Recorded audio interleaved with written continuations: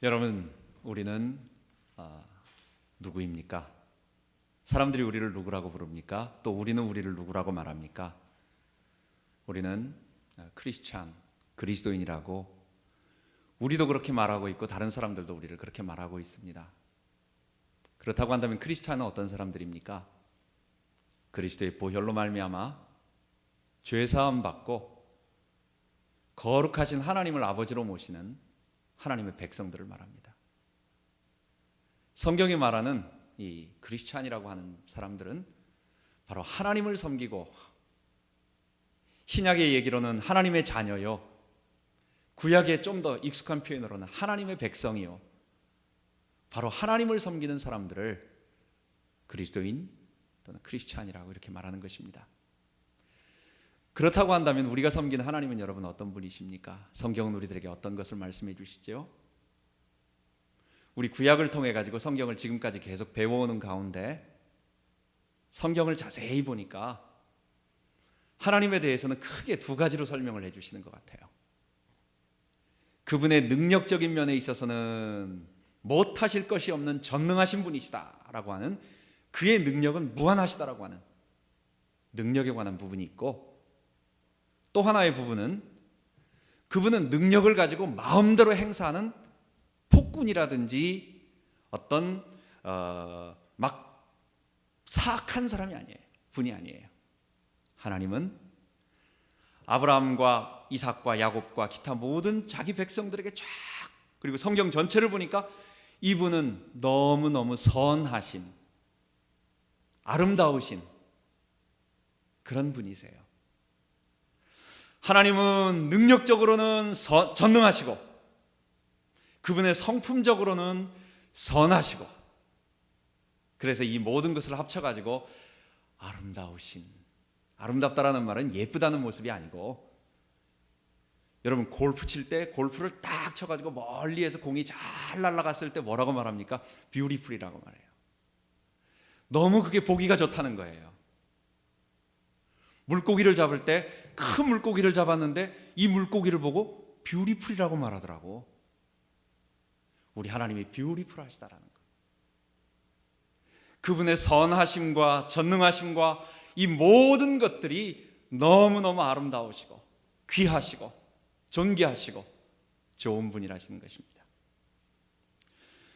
여러분, 우리는 그 하나님이 만드신, 선하시고 전능하신 하나님이 만드신 피조물이고, 이 세상은 뭡니까?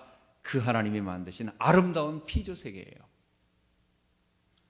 그런데 문제가 하나 있습니다.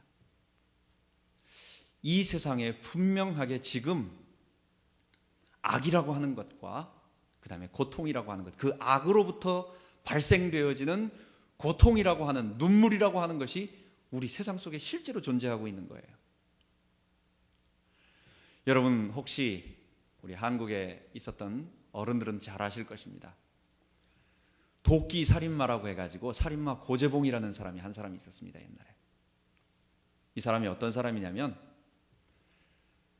군대에서 이 중령 대대장을 갖다가 잘 모시고 있다가 하루는 거기서 뭘 조금 이렇게 훔쳐 먹었는지 뭘 좀 이렇게 얻어 먹은 것 같아. 그래가지고 뭘 가지고 나오다가 작은 어떤 것, 뭐 땅콩인지 뭔지 를 가지고 나오다가 이걸 들켰어요. 들키니까 그 집에 있던 그 부인인지 누가, 네가 우리 집의 물건을 지금까지 다 훔쳤구나. 네가 전에 군화도 훔쳐갔고 뭐도 훔쳐갔고 뭐도 훔쳐갔구나. 이렇게 이전에 있던 모든 것까지 의심스럽다고 생각한 걸 모든 걸 다 뒤집었었어요. 그래가지고 그 대대장에 의해 가지고 영창을 6개월 동안 군대에서 갔다 오게 된 겁니다. 자기는 작은 거 하나 훔쳐먹었는데 다 훔쳤는지, 이전에 걸 훔쳤는지 안 훔쳤는지 모르겠어요. 그러나 이 사람 생각으로는 나는 조금 배고파가지고 뭐 하나 땅콩 같은 거 좀 훔쳐먹고 이 정도 했는데 나를 도둑놈으로 몰았다. 그래가지고 영창에 보내가지고 6개월 동안 내가 고생했다. 이거에 대해서 악이 받친 거예요, 이 사람이. 그래가지고 영창에서 나온 날 그 부대 대대장에게 찾아가가지고 도끼로 그 일가족 6명을 다 죽였어요. 사람을 갖다가 엄청나게 칼과 도끼로 그 일가족, 그 가족 전체를 죽였어요. 근데 문제는 뭐냐? 그 대대장이 얼마 전에 전출을 가고 거기서 죽은 사람은 다음에 온 후임자 대대장이었어요. 전혀 상관없는 사람이 죽은 거예요. 자, 이 문제를 놓고 볼 때 이 세상에 억울하게 죽은 그 주인, 그 대대장, 그 사람, 그 전임자에 의해 가지고 잘못되어졌던 것으로 인해 가지고 후임자는 영문도 모르게 그 일가족 전체가 무참하게 죽임을 당했어요. 그것을 보면서 도대체 이 세상의 악은 뭐냐, 도대체 이 악으로부터 온 그 가족의 고통과 그와 연관된 사람의 고통과 이 모든 것은 무엇이냐 도대체. 여러분, 이러한 세상에 이 선하신 하나님, 그리고 이 세상을 통제하실 수 있는 무한한 능력을 가지신 하나님, 선하시고 전능하신 하나님이 계신데 엄연히 이 세상에 지금 존재하고 있는 우리가 이해할 수 없는, 도저히 통제할 수 없는, 그리고 내 자신에게도 닥쳐오는 많은 고통들, 문제들, 이게 도대체 뭐냐라고 하는 거예요. 여기에 대해서 철학과 종교는 한 3가지 정도로 이야기를 하고 있습니다. 조로아스터교나 마니교라고 하는 헬라 철학의 영향을 받은 종교에서는 이 세상에 존재하고 있는 악, 이 세상에 지금 현재 있는 많은 나쁜 것들은 선한 신인 하나님과 그 반대로 그만한 똑같은 능력을 가지고 있는 악한 신인 또 하나의 신, 우리 성경적인 어떤 표현으로 말한다면 그 사단이 있어가지고, 선한 신과 함께 악한 신이 있어가지고 이 악한 신이 영향을 주니까 이 사람들이 그렇게 되었다. 여러분, 이게 조로아스터교나 마니교가 주장하는 악의 기원에 관한 얘기입니다. 불교에서는 뭐라고 말하느냐? 이 세상에 악이라고 하는 건 그 자체가 없는 거예요. 아무것도 아닌 거예요. 우리에게 문제가 일어나고 사건이 일어나고 어려움이 오고 고통이 오는 것, 이 현실에서 실질적으로 닥쳐오는 고통은 사실은 이게 아무것도 아닌데 내가 여기에 집착함으로 말미암아 이 세상의 거는 환상이고 환영이고 그림자고 실제의 세계가 아닌데 거짓인데 내가 여기에 나의 정신을 이걸 모름으로 말미암아, 이게 아무것도 아니라는 사실을 모름으로 말미암아 집착을 해서 거기에서부터 고통을 느끼고 어려움을 느끼게 된다. 그래서 이걸 무지설 또는 환상설이라고 얘기합니다. 그런데 성경은 이것에 대해서 뭐라고 말합니까? 조로아스터교나 마니교에서 말하는 것처럼 이 세상을 하나님과 대등한 능력을 가지고 있는 사단이, 영적인 능력을 가진 사단이 이 세상에 문제를 줌으로 말미암아 그 사람이 거기에 영향을 받아서 고통을 받았느냐? 이렇게 얘기하질 않아요. 성경은 이 세상의 악은, 이 세상의 고통은 선의 결핍이고 존재의 결여다. 이 말은 무슨 말이냐? 하나님, 절대 선이신 하나님과 단절됨으로 말미암아 내가 어두움 가운데로 돌아서니까 어두움의 세력이 나에게 들어온 것이 아니라 하나님으로부터 멀어지니까, 하나님과 단절되니까 선이 내게 들어오지 아니함으로 말미암아 내게 악이라고 하는 선에 결핍된 증거들이 악으로, 고통으로 우리에게 다가온다라고 얘기하는 것입니다.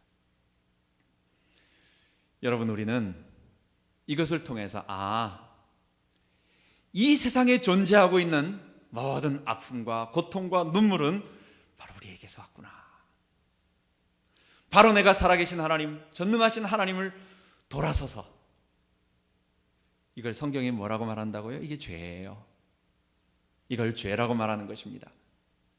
지정의를 가지고 있는, 내가 생각하고 내가 판단하고 내가 결정해서 내 스스로의 판단에 의해서 행동하는 인간이 하나님 되고자 하나님을 대적함으로 말미암아 하나님을 떠났기 때문에 그 하나님으로부터 떠난 결과가 이 땅의 고통과 아픔과 눈물로 우리들에게 다가온다는 거예요.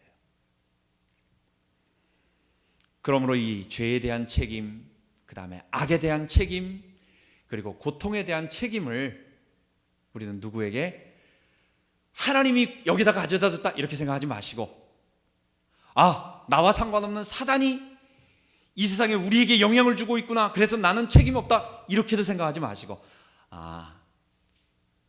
우리의 죄 때문이구나 라고 1차적으로 생각하는 것이, 그게 정확하고 올바르고 그리고 그게 안전하고 중요합니다.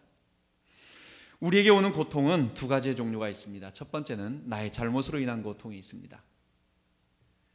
우리의 실수로 인한 많은 고통들이 있죠. 내 잘못으로 인한 어려움이 있습니다. 여러분, 그런 것들은 우리가 고쳐야 할 부분들입니다.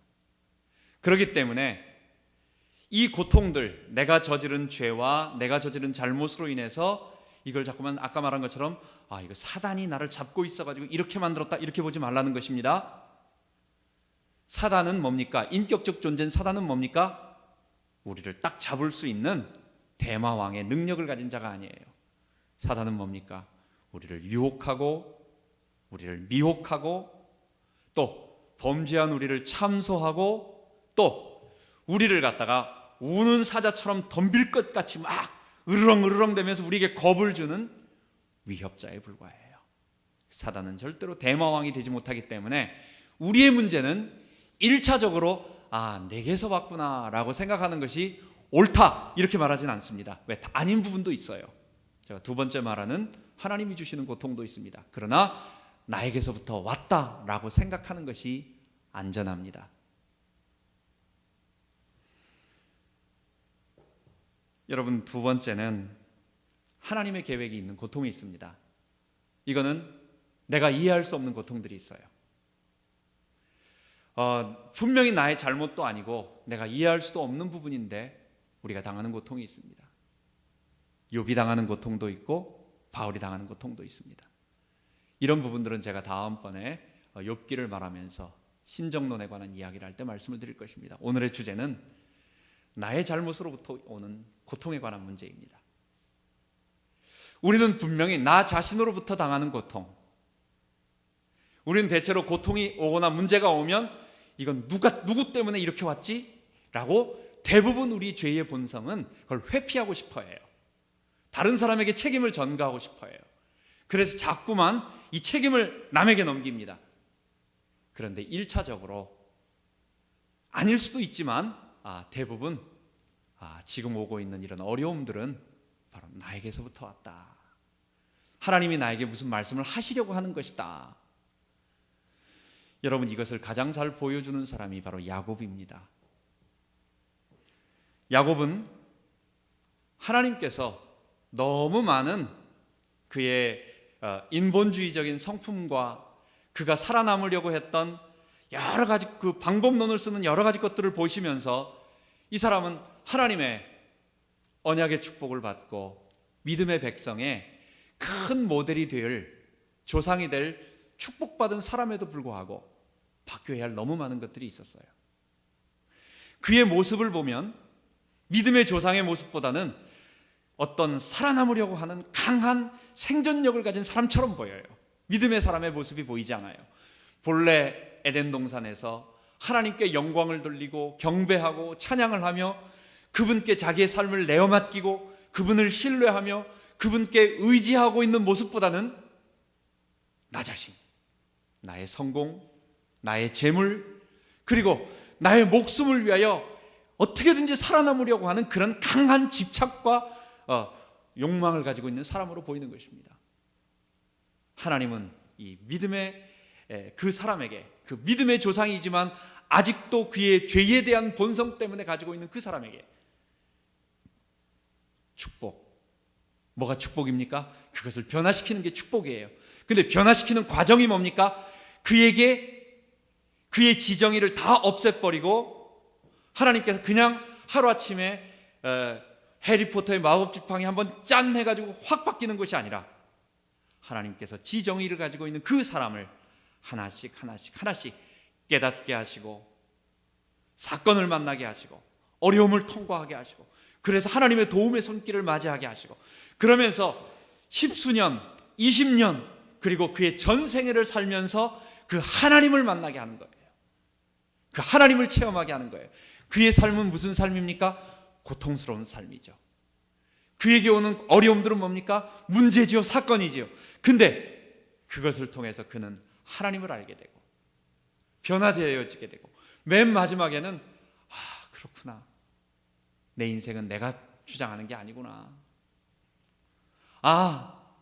내 삶은 우리 위에 전능하신 하나님이 계시고 그분이 통치하고 계시고 그분을 의지하고 그분께 순종하는 삶, 그분이 정말 계셨구나라고 하는 진짜 전인격적인 신뢰, 내어 맡김,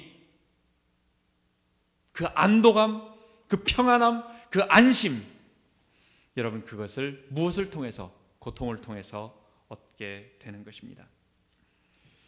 여러분, 야곱의 이름은 속이는 자입니다. 히브리식 발음 야곱의 이름이 야코프입니다. 야코프. 이 야코프는 처음 태어날 때 발 뒤꿈치를 잡고 나온 자다 해서 발 뒤꿈치가 아케브라는 히브리어입니다. 아케브라는 단어에서 아케브 하다가 그것이 조금 변형되어 가지고 야코프까지, 아코프, 그러다 야코프까지 된 것입니다. 그 발 뒤꿈치, 히브리 말에 그 발 뒤꿈치를 잡다라고 하는 말은 예레미야 9장 4절에 보면 우리를 속이고라고 하는 속이다라는 말이 있어요. 그래서 히브리식 표현, 아무개의 발 뒤꿈치를 잡는다, 누구누구의 발 뒤꿈치를 잡았다라고 말하면 뭡니까? 그게 누구누구를 속이다라는 뜻입니다. 그래서 에서가 이삭에게 야곱에 대해서 말할 때 야곱은 바로 속이는 자, 그 이름이 야곱, 속이는 자 맞습니다라고 한 것이 맞는 것입니다. 야곱의 삶을 보면 그의 이름과 비슷합니다. 야곱은 그 형 에서의 배고픔을 잘 활용해 가지고 형이 막 배고플 때 팥죽을 사용해 가지고 형의 장자권을 사버립니다. 야곱은 그 아버지가 눈이 거의 안 보인다는 것을 알고 있었어요. 그래가지고 어머니와 함께 아버지까지 속입니다. 형의 옷을 입게 만들고 입고, 그 다음에 만져지는 부분에 형처럼 털이 있도록 양 염소에 가죽 같은 것으로 살짝 이렇게 붙였어요. 그리고 아버지를 속입니다. 오늘 라반의 모습을 보십시오. 오늘 읽은 본문을 보십시오.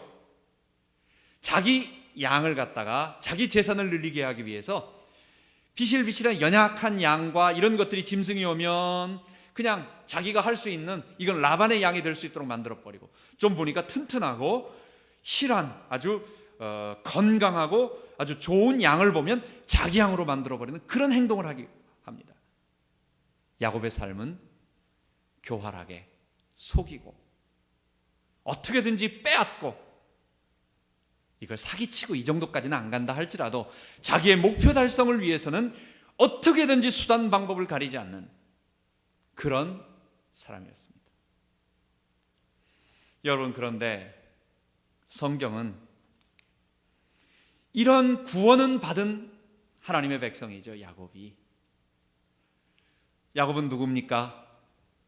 아브라함을 통하여 하나님이 큰 민족을 이루어서 온 세상을 거룩한 하나님의 나라로 회복하겠다라고 말한 그 언약을 이룰 이삭, 그 이삭의 둘째 아들, 그 언약을 이룰 아브라함과 이삭과 야곱의 하나님이십니다. 그런 야곱입니다. 근데 그의 삶을 보면 전혀 변화되지 않은, 그의 삶은 그리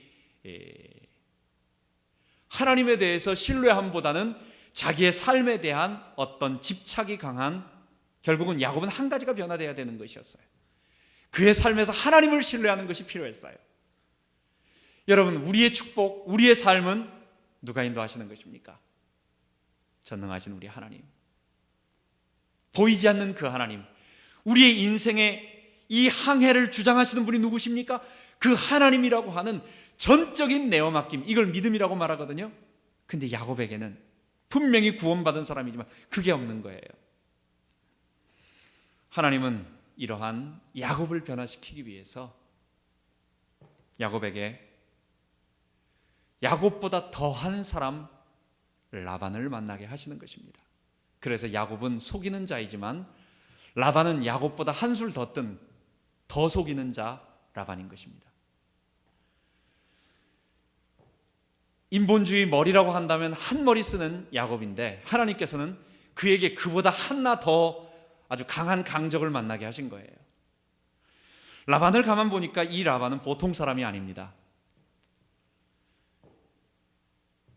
라반은 딸을 이용하여 14년 동안이나 이 야곱의 노동력을 사실은 착취합니다. 야곱을 가만 보니까 야곱이 양을 잘 치는 그런 기질을 가지고 있는 재능이 있는 사람이었어요. 그런데 이 야곱이 분명히 목자로서 좋은 자질을 갖고 있는데 이 사람을 쟁취하려고 하니까, 이 사람의 노동력을 쓰려고 하니까 어차피 딸들은 출가 외인이고 다 갈 사람들이니까 그래서 자기 딸을 이용하는 거예요. 그래서 첫째 딸 레아를 먼저 주고 7년 동안 일하게 만들고 레아를 주고, 그 다음에 레아 7년 일한 것에 대한 것을 첫 번째 라헬과 결혼하려고 했는데 그걸 갖다가 속여가지고 레아를 주고, 그 다음에 라헬을 줄 테니까 다시 7년 일해라. 그래가지고 14년 동안을 무임금으로 일하도록 라반이 그렇게 만든 것입니다. 여러분, 강적, 아주 인본주의를 쓰면서 에서도 속이고 야곱 이삭도 속이고 정말 그렇게 하려고 했었던 머리 쓰던 야곱은 자기보다 더한 사람 라반을 만나서 그 외삼촌 집에서 아무도 없는 곳에서 14년 동안 종처럼 일하게 되는 것입니다. 두 번째로 라반은 임금을, 그의 임금, 그러니까 셀러리, 그의 노동에 대한 대가를 10번이나 바꾸는 거예요. 야, 너가 이렇게 일하면 이만큼 주겠다 했는데 줄 때쯤 되니까 바꿔버려. 살짝 바꿔가지고 말을 바꿔가지고 아니 그렇지 않고 다음에 이게 10번이에요.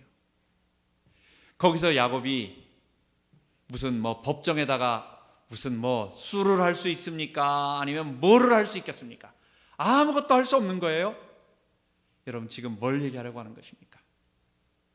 인본주의의 대가인 야곱은 인본주의의 더 큰 원조인 라반을 만나서 지금 자기가 했던 모든 것들에 대한 것을 그대로 당하고 있는 것입니다. 그것을 보면서 내가 저랬었구나, 내가 저런 일을 했었구나, 이런 식으로 말하면서 야곱은 자기의 삶에 대한 아픔과 고통들이 계속해서 그를 변화시켜가는 하나의 과정들이 된 것입니다. 마지막으로 또 한 가지 라반은 어떤 일을 했냐면 점이 있는 얼룩진, 아롱진 짐승을 야곱에게 주려고 합니다. 근데 그러자마자 어떤 일을 하냐면 라반은 자기의 양떼 중에서 얼룩지고 아롱진 그리고 그 무늬가 있는 그런 소와 양과 짐승들을 전부 골라내가지고 사흘길 떨어진 곳에 갖다 놨어요.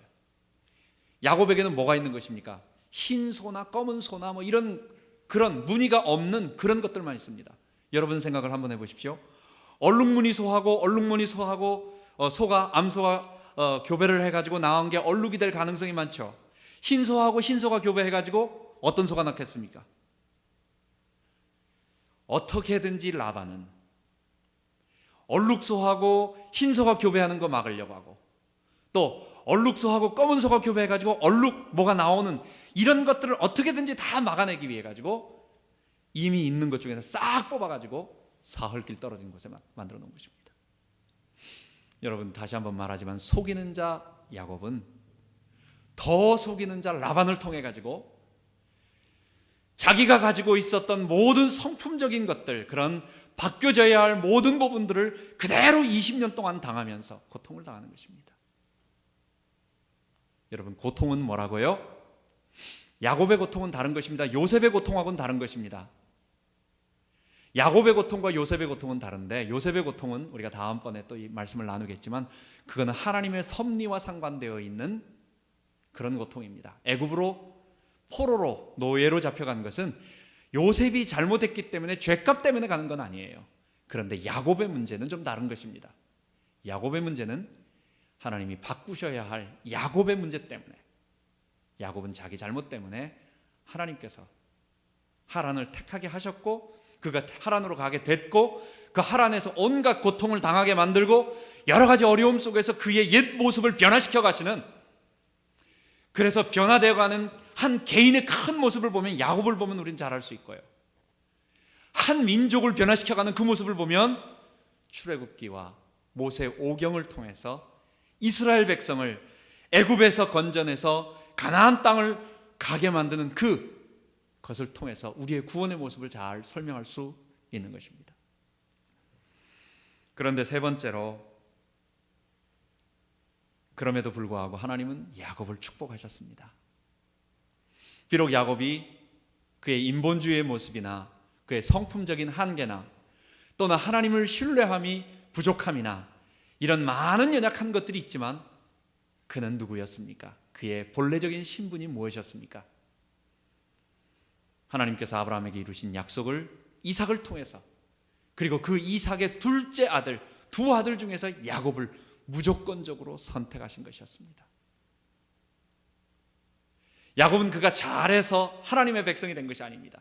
그가 공덕이 있어서, 그가 선행을 해서, 그가 착한 일을 해서 그것이 아닙니다. 뭡니까? 하나님의 은혜로, 하나님이 태어나기 전에 이미 선택하여 주셔서 우리의 구원과 똑같아요. 우리는 부족합니다. 우리는 연약합니다. 우리는 할 수 있는 것이 아무것도 없는, 우리는 지을 수밖에 없는, 우리 하는 것이 뭡니까? 우리는 죄밖에, 우리는 불신앙밖에, 그리고 우리는 하나님 앞에 불순종하는 것밖에 잘하는 것이 없는 사람들이에요. 우리는 특기도 불신앙, 장기도 불신앙, 취미도 불신앙, 우리는 모든 것이 불신앙인 사람들입니다. 그럼에도 불구하고 하나님은 우리를 하나님의 백성으로 삼아주셔서 야곱처럼 그가 비록 부족한 사람임에도 불구하고, 그 개인에게는 고통으로 어려움으로 다가옴에도 불구하고 그 모든 것을 역전으로 바꿔주신 것이었습니다. 하나님은 야곱의 모든 불행을 축복으로 바꿔주셨습니다. 야곱에게 그가 결혼을 할 정년기가 되었을 때에 그가 라반을 통해 가지고 4명의 아내를 얻게 됩니다. 여러분, 4명의 아내를 얻은 것이 축복입니까? 아니면 불행입니까? 행복입니까? 불행입니까? 어떤 사람은 행복하다고 하실 분이 있습니까? 4명의 아내를 얻는 것. 하나님께서 야곱에게 4명의 아내 축복을 주셨다고 말하는, 여러분, 그건 불행입니다. 여러분, 1명 모시고 살기도 힘듭니다. 근데 4명을 모시고 산다는 것, 이거 보통 문제가 아니에요. 여러분, 4명은 그에게 있어서의 어려움입니다. 한국의 구미에 있는 어떤 목사님이 계세요. 이분은 다둥이, 그러니까 아이를 많이 출산하신 분입니다. 나이가, 제가 이렇게 정확한 나이는 모르는데 이렇게 사진, 오늘 아침에도 2011년도에 찍은 사진을 보니까 아마 50대 초반 정도 되시지 않았나. 첫째 딸이 22살입니다. 이분이 13명을 낳았어요. 지금 현재 13명의 아이를 기르고 있습니다. 여러분, 하나님이 12명을 4명의 자녀를 통해서 주신 것은 1명으로는 안 되니까 4명을 주신 게 아니에요. 그건 불행이에요. 라반을 통해서 어려움이었어요. 그것은 야곱이 거부할 수도 있고 할 수도 있는 여러 가지 것이었지만 그건 축복이 아닌 것입니다. 그런데도 불구하고 하나님은 1명을 통해서 12명을 낳을 수 있음에도 불구하고 비록 야곱이 실수를 통해서, 그래서 야곱의 가정은 행복하지 않아요. 그 집안에 야곱 한 사람을 놓고 그 아내들끼리 싸우는 그 천박한 싸움을 한번 보십시오. 그 요셉이 왜 쫓겨나가게 됐습니까? 그 배다른 형제들이 요셉을 보고 너무 시기하는 거예요. 그 가정이 행복하지 않아요. 아브라함 가정에 사라와 하갈의 관계가 절대로 좋지 않았습니다. 삼손에 또 있고, 그 다음에 삼손이 아니죠, 그 한나와 분인나의 관계도 여러분 좋지 않았어요. 성경은 한 사람과 한 사람의, 한 남자와 한 아내의 아름다운 축복, 하나님은 그 한 사람을 통해서 여러분 12명도 얼마든지 나올 수 있는 것입니다. 그런데 야곱의 실수, 야곱의 잘못, 야곱의 부족함, 그리고 야곱의 불행, 가정의 불행이지만 그러나 하나님은 그것을 책망하지 아니하시고 그것에 대한 대가와 변화는 나중에 바꾸겠지만 아마 야곱은 나중에 아이들에게 말했을 거예요. 너희들 절대로 2명 이상 안 된다. 내 꼴 나지 않도록 1명이다. 한 사람만 사랑해라. 이렇게 분명히 아마 가르쳤을 거라고 저는 확신합니다. 여러분, 그런데 하나님은 그러한 아픔과 가정 가운데서도 하나님은 그를 축복하셔서 12아들, 12부족을 이루는 12지파를 이루는 큰 축복으로 그의 가정의 불행이었지만 그 불행을 오히려 최악의 상황을 그래도 최선의 상황으로 바꿔주셨다는 것. 비록 야곱은 불행스러운 삶이었지만 그러나 하나님은 그것을 오히려 역으로 바꿔주셨다는 것. 무엇 때문에요? 야곱은 하나님의 자녀, 야곱은 하나님의 백성이었기 때문에 그렇습니다. 두 번째로 오늘 본문에 보면 하나님은 불가능 속에서 기적을 베푸셨습니다. 아까 말한 라반은 굉장히 자기 물건만 챙기려고 하는 아주 탐욕스럽고 자기 아이들까지 딸들까지도 자기의 목적을 위해서 팔아버릴 만한 그런 위인밖에 안 되는 사람이었어요. 그런데 하나님은 어떻게 하십니까? 라반이 하고 있는 모든 괴계들을 얼룩진 짐승이 나오지 않도록 하는 그런 모든 행동들을 역으로 바꾸셔가지고 하나님께서 낳는 짐승마다 태어나는 짐승, 새끼 양들, 새끼 소, 새끼 낙타, 새끼 여러 가지 것들이 점점 얼룩것들만 나오도록 만드는 거예요. 여러분, 야곱은 오늘 이상한 행동을 하게 됩니다. 새끼가를 베는 이런 물 먹으러 오는 곳에다가 단풍나무, 신풍나무, 버드나무, 어떤 나뭇가지들을 갖다가 얼룩얼룩하게 만들어가지고 분위기를 얼룩얼룩하게 만들어놨어요.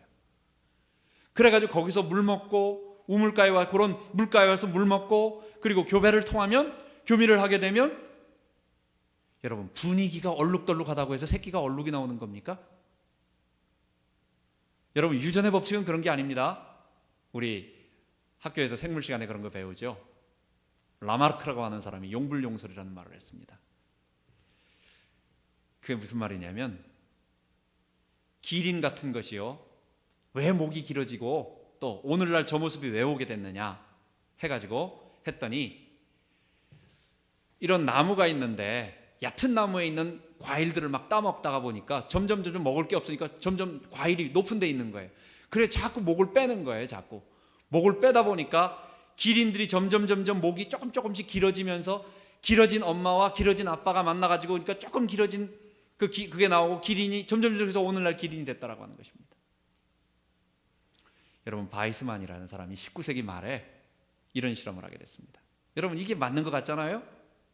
오랜 시간이 지나면은 그냥 어떻게 하다 보니까 그냥 얼룩한 거 하고 만나고 하니까 뭐 나오고 이렇게 되는 것 같죠? 근데 뭐라고 했냐면 생쥐 실험을 했어요. 생쥐. 그래가지고 생쥐는 새끼를 빨리빨리 나니까 이 세대가 많이 급속하게 늘어나는 거예요. 그래서 꼬랑지를 잘랐어요. 새끼 꼬리를 자르고 교배시키고 태어난 새끼 꼬리 자르고 또 교배시키고 이래가지고 수십 세대를 내려갔는데도 태어나는 건 뭡니까? 꼬리 잘린 생쥐가 안 나오는 거예요. 여러분, 어머니가 맹장 수술하고 아버지가 맹장 수술해가지고 태어난 아이는 맹장이 없습니까? 거기서 뭘 얘기하느냐? 후천적으로 획득되어진 형질은 절대로 유전되지 않는다는 것입니다. 멘델은 뭘 얘기합니까? 그래서 멘델의 유전 법칙이라는 말이 나옵니다. 우리 안에 있는 유전 인자가 있어요. 우리는 이걸 DNA라고 말을 합니다. 이 유전 인자에 의해 가지고 이미 결정되어진 겁니다. 그거에 의해서 변화가 일어나는 거예요. 바깥에다가 얼룩덜룩하게 만들어 미신 같잖아요. 미신같이 얼룩덜룩하게 만들었다고 분위기가 얼룩덜룩하다고 해가지고 송아지와 양과 염소가 전부 얼룩덜룩한 새끼가 나온다면 이건 유전의 법칙도 안 맞고 아무것도 안 맞는 거예요. 이거에 대한 답을 뭐라고 말합니까? 야곱이 그런 특이한 방법을 써서가 아니라 뭡니까? 하나님께서 위에서 쏟아 부어주신 거예요. 야곱이 하는 행동은 마치 무슨 주술적이고 마술적이고 미신적이고 이상한 행동입니다. 그는 그가 할 수 있는 모든 방법론을 다 동원해가지고 했습니다. 근데 그것 때문에 축복을 받은 겁니까? 그것 때문에 양들이 그렇게 된 것입니까? 그게 아니에요. 우리 하나님께서 그에게 복을 주시려고, 그가 하나님의 백성 아브라함의 자손, 그가 온 세상을 12지파를 만들고 온 세상을 거룩한 하나님의 나라로 바꿀 우리 믿음의 조상의 뿌리이기 때문에, 비록 그가 연약하고 비록 그가 부족하고 성품이 부족하고 하나님을 신뢰함이 좀 그렇고 하는 행동들이 너무너무 세상 불신자들과 똑같은 인본주의를 쓰는 사람임에도 불구하고 위에서부터 축복의 것들을 쏟아 부어주시는 것입니다. 안 되는 가정의 불행을 오히려 역으로 축복으로 바꿔주시고, 전혀 불가능한 가운데서도 하나님은 가능으로 축복의 기적으로 베풀어 주시는 것입니다. 여러분, 오늘의 말씀을 우리들에게 한번 적용해 봐야 되겠습니다. 여러분, 우리가 누구입니까? 야곱의 하나님이 어떤 하나님이십니까? 우리 하나님이십니다. 야곱 같은 우리, 아브라함은 태어나서 75세 하나님 만나고 그 다음에 20년 정도 그리고 25년 정도 이삭 낳을 때까지 조금 방황을 했어요. 근데 이삭을 딱 낳고 보니까 그 다음부터 모든 불신앙 끝. 그의 삶은 큰 굴곡이 별로 없어요. 한두 번 실수한 것. 그의 삶은 하나님이 8번 이렇게 하나님이 나타나셨다라는 이런 표현으로 하면 8번 나타나시고 계속 말씀해 주셨기 때문에, 그리고 물질적으로도 많은 축복을 주셨기 때문에 그렇게 불신앙할 그런 모습이 우리하고는 다른 거예요. 이삭을 가만 보니까 이 사람은 조금 내성적이고 연약한 사람이었어요. 하나님은 아브라함으로부터 많은 물질을 받았고, 이삭은 많은 물질을 받았고, 그 다음에 삶에 그런 큰 굴곡이 없었어요. 100배의 축복, 샘을 팔 때마다 하나님의 축복 주셨기 때문에 그렇게 물질의 구애도 받지 않았어요. 요셉을 한번 보세요. 요셉은 어렸을 때 10몇 세, 거의 17세 정도 되었을 때에 꿈 한번 꾸고, 그때 자기가 자기의 어떤 물질을 벌고 살아야 됩니까? 가정 책임 안 지잖아요. 그냥 부모님의 것으로 살던 사람. 그러다가 갑자기 노예가 돼가지고 30세 될 때까지 13년 동안 자기 재산 모으고 이럴 거 자식을 생각도 못하는 거예요. 안 맞아. 아브라함, 이삭, 야곱은 그래서 그렇게 살았어요. 근데 야곱은 혼자서 자기의 생을 일궈내야 되고 자기 스스로 뭔가를 갖다가 쟁취해야 된다라고 하는 그런 생각 속에서 살아가는 모습을 가만 보니까 우리하고 똑같아요. 여러분, 야곱은 우리의 모습을 너무도 잘 보여줘요. 우리의 상황하고 너무 똑같아요. 아무도 도와주는 사람 없고 보이지 않는 하나님이 우리에게 은혜를 주신다고 말씀은 하시지만 실제로 우리 눈앞에 아직 손에 잡은 것 없는 그런 삶을 걸어가고 있는 우리의 모습과 너무 똑같은 거예요. 야곱은. 여러분, 이 야곱에게 약속하셨던 하나님, 그 야곱과 함께 하셨던 하나님, 그 하나님이 바로 우리 하나님이실 것입니다. 하나님은 어떤 분이십니까? 하나님의 백성은 어떤 사람들입니까? 십자가 보혈로 예수님 앞에 나의 죄를 고백하고 아담의 모든 죄의 본성을 고백하고, 우리는 잠깐만 눈 깜빡하면 다시 본래 모습으로 돌아가 있는 모습이에요. 제가 언젠가 표현했지만 화살을 갖다가 쏘기 직전에 화살 시위를 최대한 당겨가지고 활을 당긴 다음에, 여러분 지금 우리가 이 상태에 당김 상태에 있는 거예요. 이게 우리 현재 여기 서 있는 모습이에요. 요거 조금만 놔두면 금방 원위치로 돌아갑니다. 우리의 죄의 본성은 그만큼 강하게 당기고 있어요. 우리가 살 수 있는 방법, 우리가 하나님 백성의 이 축복, 거룩한 하나님 백성 될 수 있는 방법이 뭡니까? 우리 안에 우리의 주인으로 오시는 그 성령, 그리스도의 십자가의 보혈의 피로 말미암아 나를 구원해 주신 그 주님의 성령이 아니고서는 살 수 있는 방법 아무것도 없는 것입니다. 여러분, 우린 누굽니까? 하나님의 성령. 그 성령으로 십자가 보혈로 말미암아 하나님의 성령을 받아들여 거룩해진 그 하나님의 모든 축복을 받을 하나님의 백성인 것입니다. 두 번째는, 고통은 누구 때문이라고요? 나 때문이라고 생각하는 것이 항상 옳은 것은 아닙니다. 제가 다음번에 나와 상관없이 다가오는 고통도 있어요. 항상 고통이 나 때문이다 이렇게 말해가지고 늘 죄책감 이렇게 가지면 안 됩니다. 그렇지 않습니다. 고통은 뭡니까? 하나님께서 주시는 축복일 수도 있습니다. 다른 어떤 것이 있을 수 있습니다. 근데 안전한 것은 뭐냐? 이 고통은 나 때문에 왔다라고 생각하면 안전합니다. 그게. 근데 우리의 지금 당하는 어려움들, 고통들 있죠? 이 고통들을 모두 하나님께서 어떻게 하신다는 거예요? 바꿔주신다는 거예요.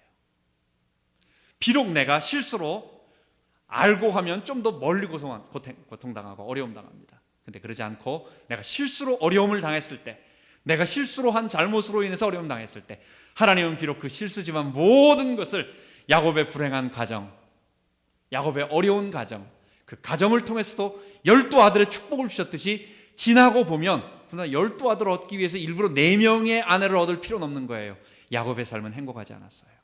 한 명으로도 얼마든지 나올 수 있는데, 여러분 직선으로 숏컷으로 가시지 일부러 빙 둘러가실 필요는 없는 것입니다. 우리의 실수, 고통은 나 때문에 오지만 하나님은 이 모든 고통을 회복해 주신다는 것. 세 번째는 뭡니까? 하나님은 불가능 속에서도 기적을 베풀어 주십니다. 여러분과 제가 가지고 있는 안 된다고 하는 모든 것들, 이번이 마지막이라고 생각하는 그 모든 것들, 실패의 맨 마지막에 손 내밀 때에 사람들은 안 된다고 하는데, 절대 불가능하다고 하는데, 하나님은 그때 하나님의 손을 내밀어 주시는 것입니다. 무엇 때문에요? 우리가 하나님의 백성이기 때문에, 예수님의 보혈이 내 안에 있기 때문에, 예수님의 성령이 내 안에 들어오셔서 나를 변화시켜 가시는 그 하나님의 백성이기 때문에 나의 부족함, 연약함, 이 모든 것들을 하나님께서 축복으로 채워주시는 것입니다. 이번 한 주간 동안 야곱을 변화시켜 가시는 하나님의 방법, 이 고통에 대한 깊은 이해를 해주시고, 그리고 마지막 한 가지 더, 여러분 고통을 당할 때 한 가지 더 있습니다. 이걸 빼먹은 것 같은데, 고통은 내가 나에 대해서 판단하는 것입니다. 다른 사람에 대해서 판단하는 거 아닙니다. 내가 고통을 당하니까 이건 내 잘못이구나를 내가 나한테 하는 얘기지, 다른 사람 고통당하는 거 보면서 내가 판단하는 게 아니야. 너 잘못 때문에 고통당했구나, 이렇게 말하라는 거 아닙니다. 우리는 어떤 뭐로도 다른 사람에 대해서 판단할 수 있는 능력도 없고 그런 위치도 안 되는 것입니다. 하나님 앞에 우리의 당하는 많은 고통들에 대해서 우리의 변화되어가는 하나님의 축복으로 만들어가는 이번 한 주간 되기 바랍니다. 기도합시다. 하나님 아버지, 야곱처럼 하나님 속이는 자로 살았던 우리입니다. 죄의 본성은 이 현대사회를 살아가면서 우리 것을 집착하고 챙기지 않으면 하나님 살지 못하게 지금까지 경험되어져 왔습니다. 그래서 우리는 너무도 하나님보다 우리의 방법을 많이 쓰고 하나님 우리의 노력을 하고 우리 것을 챙기는데, 하나님께서는 고통을 통해서 우리를 변화시켜 가기를 원하십니다. 그래서 우리에게 사인을 주실 때에 하나님 우리의 이 어려움들을 우리의 하나님을 신뢰하는 것으로 바꿔갈 수 있도록, 변화시켜 갈 수 있도록 인도하시고, 우리가 하나님의 백성으로 변화되어 갈 수 있도록 인도하여 주옵소서. 이 고통에 대한 큰 해답을 얻을 수 있도록 우리 주님의 교회 모든 성도들을 축복하여 주옵소서. 우리 주 예수 그리스도 이름으로 기도하옵나이다. 아멘.